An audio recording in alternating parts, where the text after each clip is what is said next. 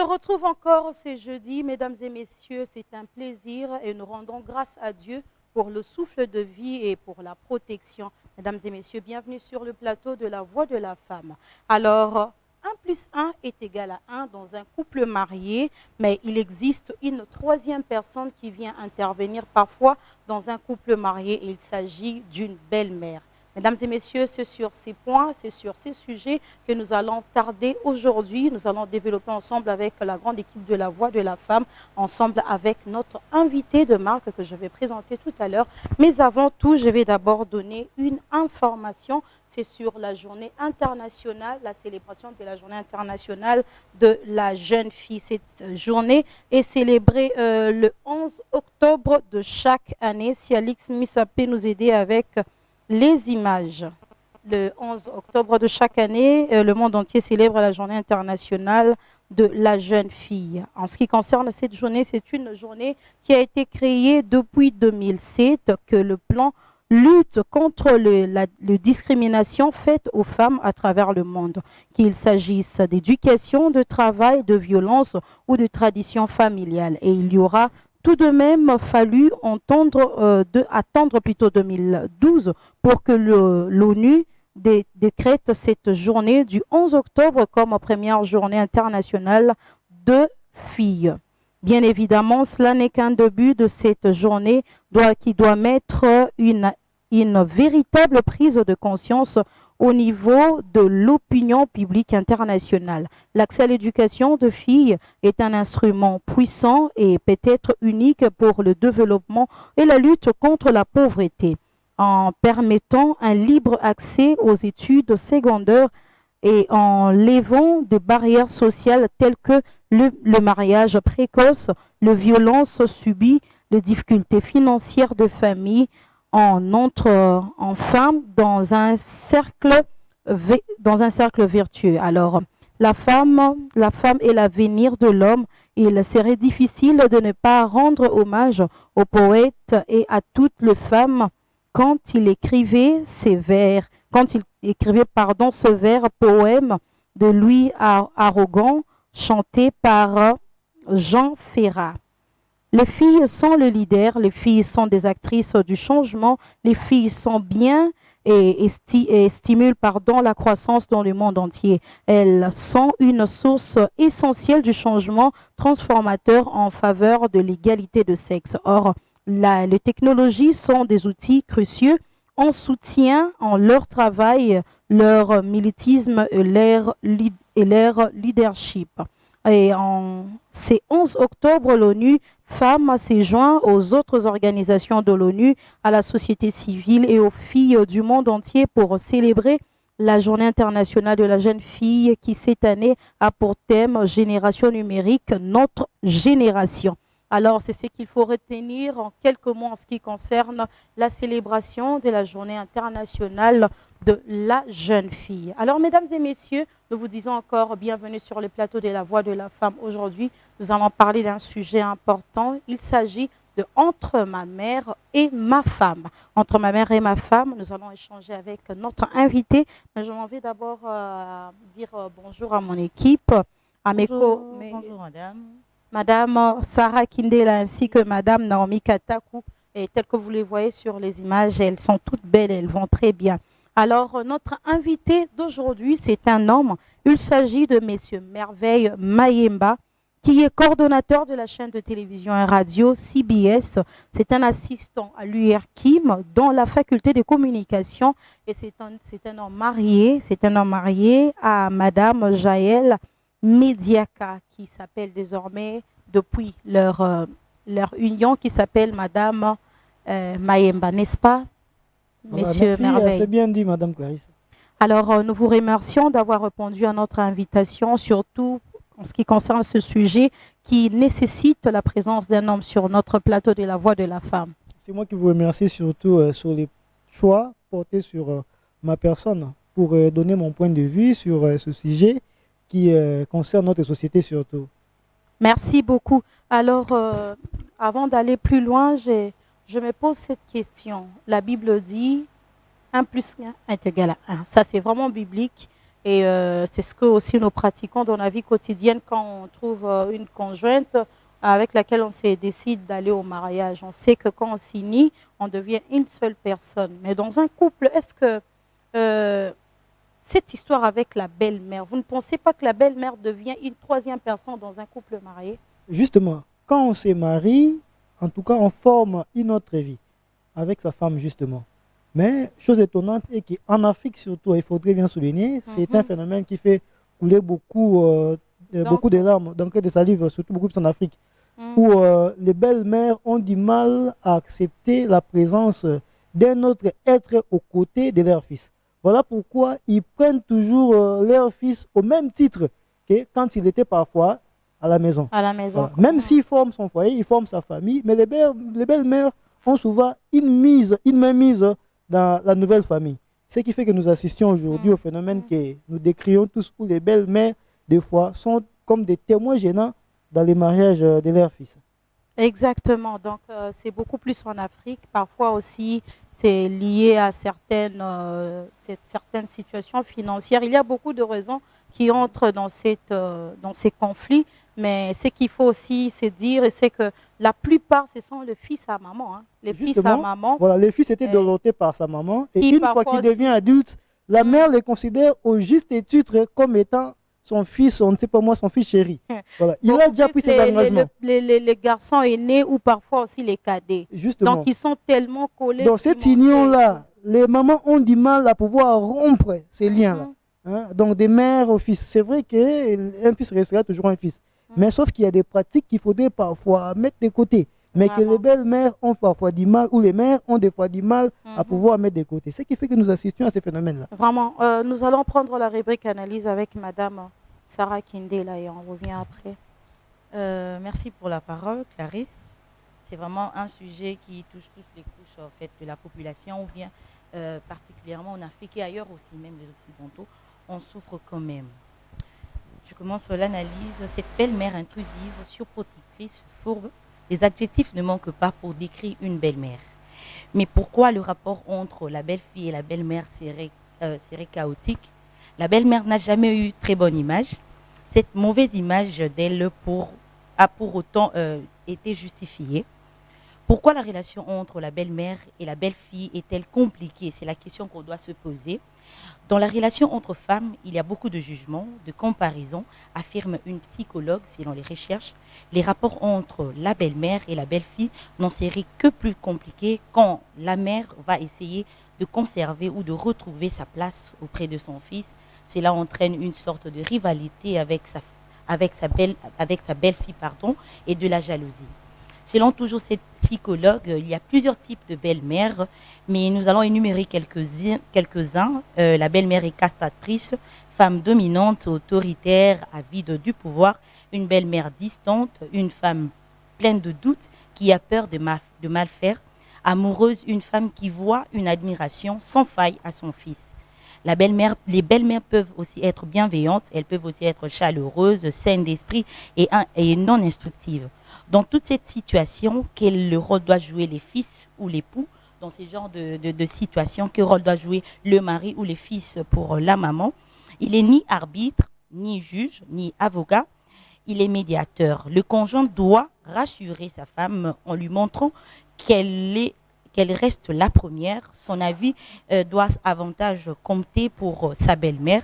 Mais si elle n'a toujours pas raison, la femme doit voir que son conjoint sait prendre position par rapport à sa mère, qu'il sait lui dire non.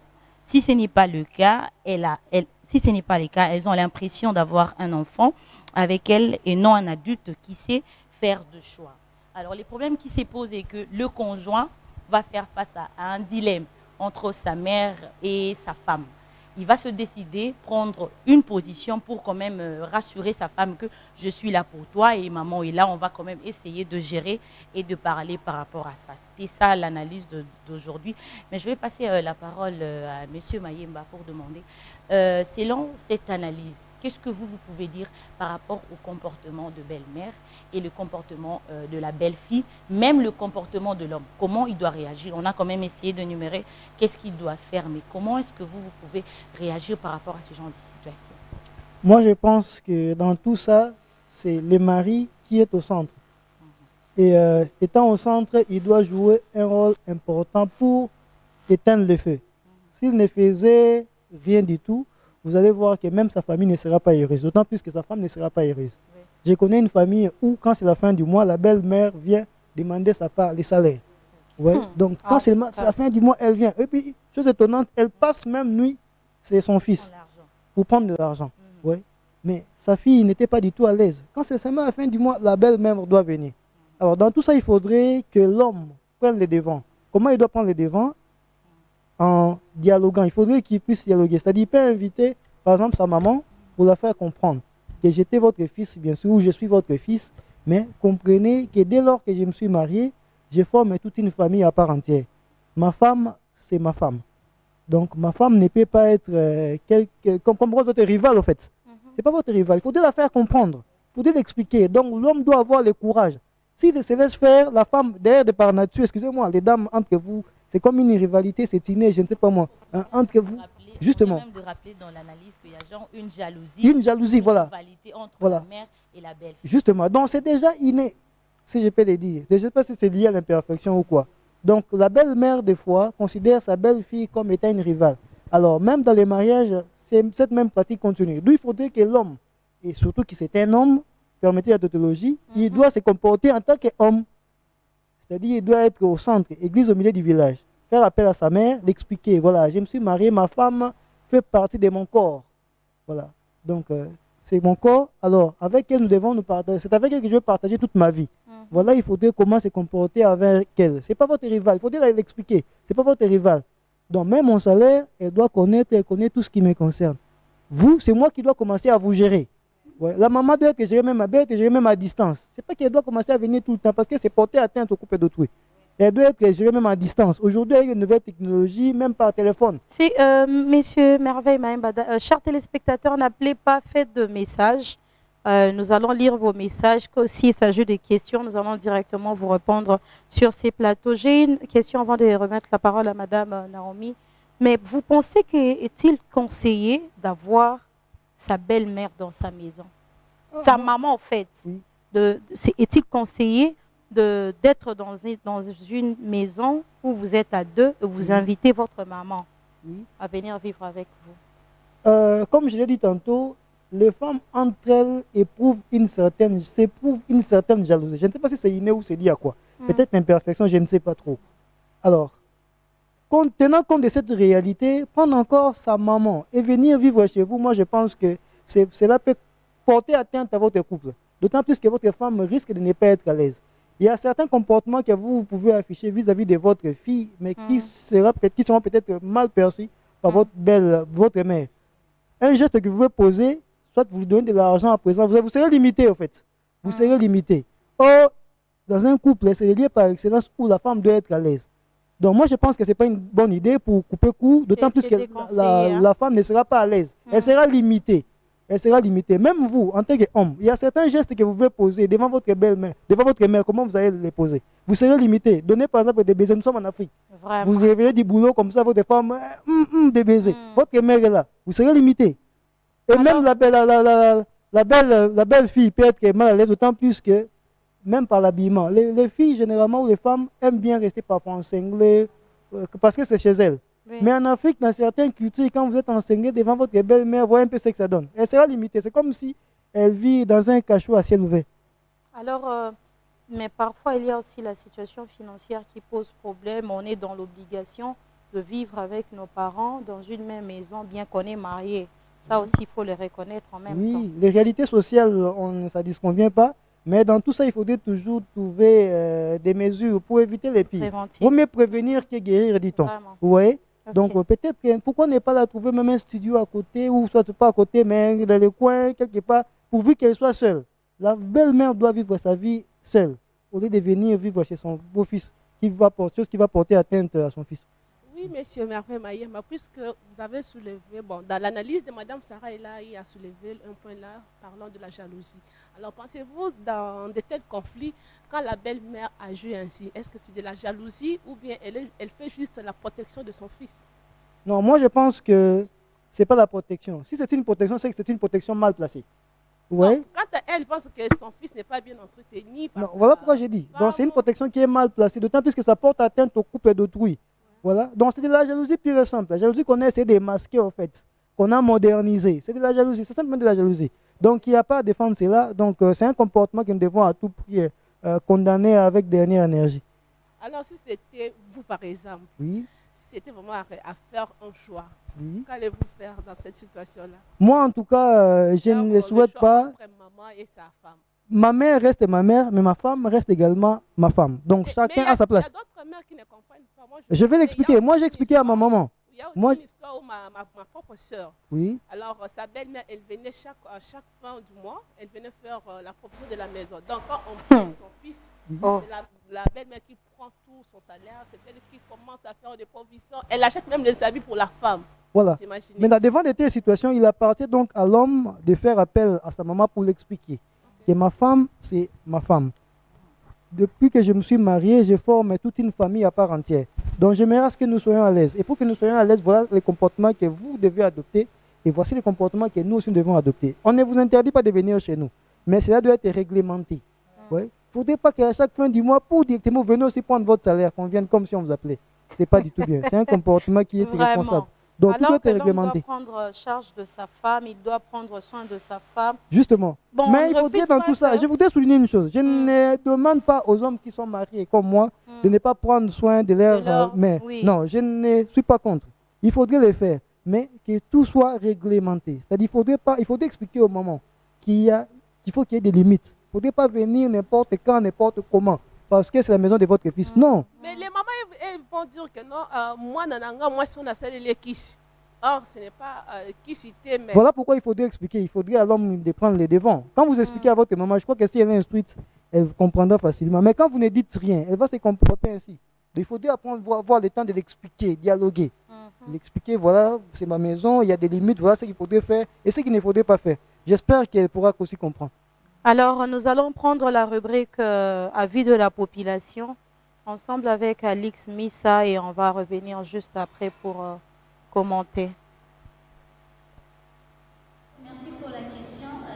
Par rapport à la réponse, ce qui n'a pas retrouvé la situation, on a parlé que Mouturo a mieux placé à Rotia Kimia entre maman et moi si et Zamobali. Parce que maman, pour 9 mois, elle a policier. Mais ils ont un camp sous moi si à maman a Salaka yango jamais. Alors, tant que vous le verset d'autres, aux yeux moi sur le bique na balier.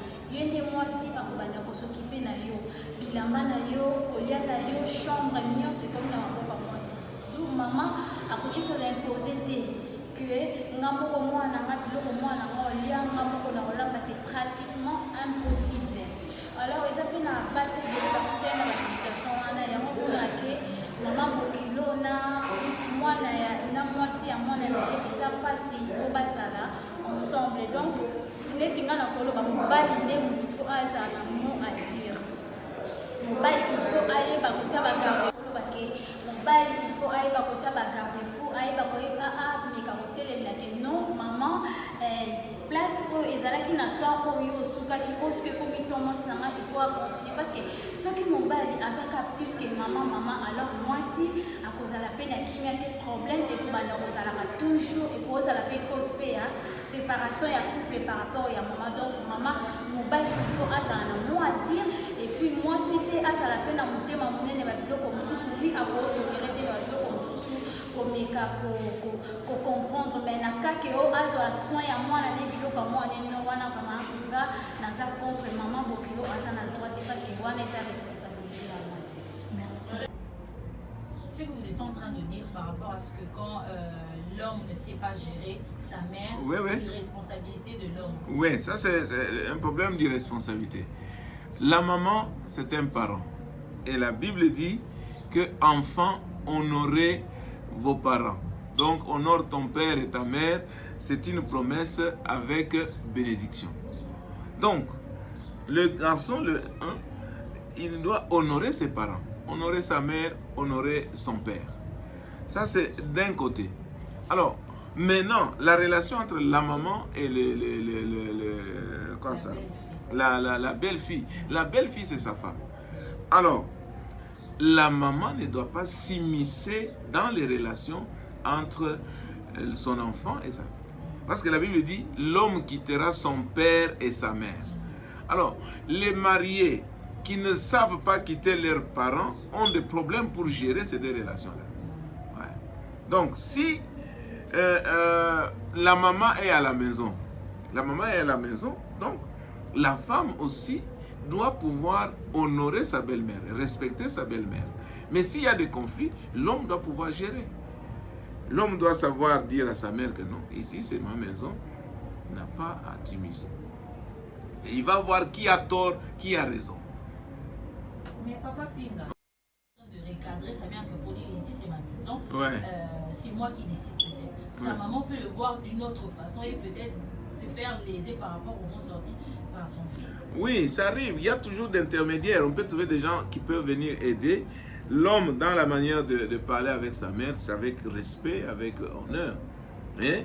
Et il va voir là où il y a l'erreur, là où il y a celle qui a tort, et il doit pouvoir parler selon la parole de Dieu. Avec l'aide du Saint-Esprit, on arrive à trouver des solutions. Mais il y a des problèmes. Si par exemple, la maman est méchante, elle fait souffrir la femme, et l'homme s'allie du côté de sa mère. Il ne protège pas sa femme. Là, ça pose des problèmes.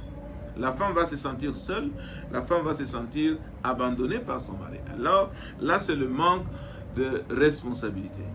Et de la même manière, si la femme manque du respect à sa belle-mère, l'homme doit recadrer aussi sa femme pour lui montrer que non, nous devons respecter nos parents, ainsi de suite. Donc, je pense que tout dépend de comment le garçon a été élevé, quel est le niveau de maturité qu'il a dans sa façon de gérer la maman et son épouse. Donc, ouais. Dernière question, Papa Pinga. Est-il conseillé de vivre avec sa femme et sa maman dans une même maison? Est-il conseillé de vivre avec sa maman et sa femme dans une même maison? Normalement, comme je venais de le dire, l'homme doit quitter ses parents. L'homme quittera son père et sa mère. Quitter, c'est sur le plan d'abord spirituel, sur le plan physique et sur le plan géographique. Donc l'homme doit aller habiter chez lui avec sa femme, doit fonder un foyer. Mais alors, la situation où la maman peut venir rendre visite. La maman peut venir rendre visite à la maison, ça c'est tout à fait normal, il n'y a pas de problème. Il y a plusieurs occasions, si la femme accouche, la maman peut venir rester à la maison. Ça, ce n'est pas un problème. Mais rester éternellement, je pense que ce n'est pas bien indiqué. Mais il arrive de fois qu'on n'ait pas de moyens, on est obligé d'avoir sa maman à la maison.